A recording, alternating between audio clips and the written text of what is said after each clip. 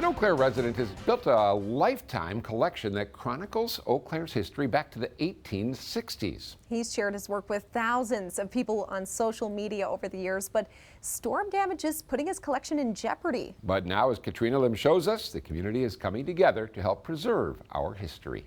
I wanted to see the world as I saw it and record it on tape. If you're not familiar with Roy Hoff Sr., you might be with his collection of historic Eau Claire videos, photos, and artifacts that he's been sharing for years on social media and with us at News 18 back in 2015. If I can't save my items now, they'll be lost forever. But after a storm damaged his home and barn where he kept his collection, it became a race against time to preserve the past. I had to do the best I could to save as much as I could as soon as possible.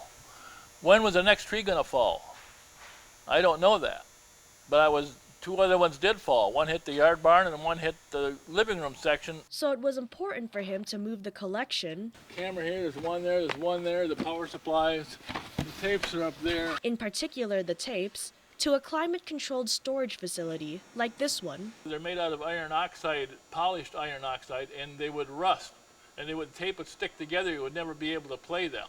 And he was able to do this because of his friend George Utpal, who organized a GoFundMe that garnered more than $1,800 to help move the items to a storage facility. It was really gratifying to see that kind of support for Roy and to know that many of the people we know live far away from Eau Claire, and yet that Eau Claire history is important to them, and they love seeing his posts. Utpal went to high school with Hoff and enjoys his friend's work along with Hoff's many social media followers. Things change and new buildings go up, and it's really a treat to be able to see how things were. And he does important work. I gave him free to the world because over time people have given things to me for free. And I'm not in it for a profit. I'm trying to give it back to what the community has given me. Now, 1/4 of Hoff's collection is still in the barn. He also plans to use some of that money to buy equipment to convert his videotapes and picture slides into digital files. He's also considering eventually donating some of his collection to either the Chippewa Valley Museum or UW Eau Claire.